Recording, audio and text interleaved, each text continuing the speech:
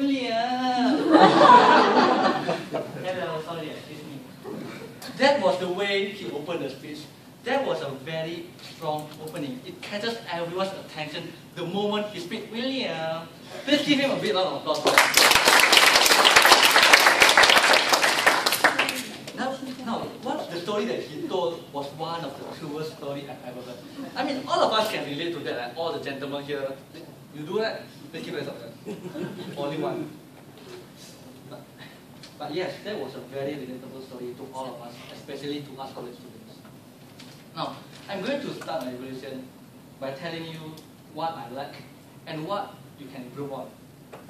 And let me tell you, there's a lot more that I like than what you can improve on. Now, the first thing that I like is your body language. Your body language was so vivid, it was so clear that when you say like, sexist, hypocrite, and what was the other one? I can't remember. Yes, and every single language that you need, you actually use a vivid body language to explain most of the story. And that was very strong. Now, another thing that other than your body language, is your language, is your language of the way how you use your words. When you say, the part about the peeing, right? Where you say, after I peed, then I was scared, then I ran away, leaving a trail of pee everywhere.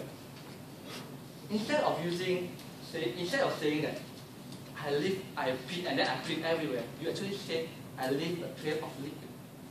And that was an interesting choice of language. But the best thing that you did was a process. Now, what differentiates an experienced speaker and a non-experienced speaker is they know how to pause. And he did it in a very friendly manner. He didn't pause for too long, and he didn't pause at the wrong time. He paused at the right time just to get the attention back, and for the speakers to actually sink in the story first. And that part was really good. Please give him another big round of applause. But one thing that you can improve on is that maybe you have walked too much. The whole story you have been walking around. Sorry, excuse me, William. And you have been walking everywhere. What I can suggest is that you only move when you are needed to move. That way, people won't be so confused as you are running everywhere, all over the stage. But other than that, that was a very funny speech and a very interesting one. Actually, I suggest you should join our humorous contest next time. You could have won. And yeah, you have a fluent body language and a very vivid body language. Back to you.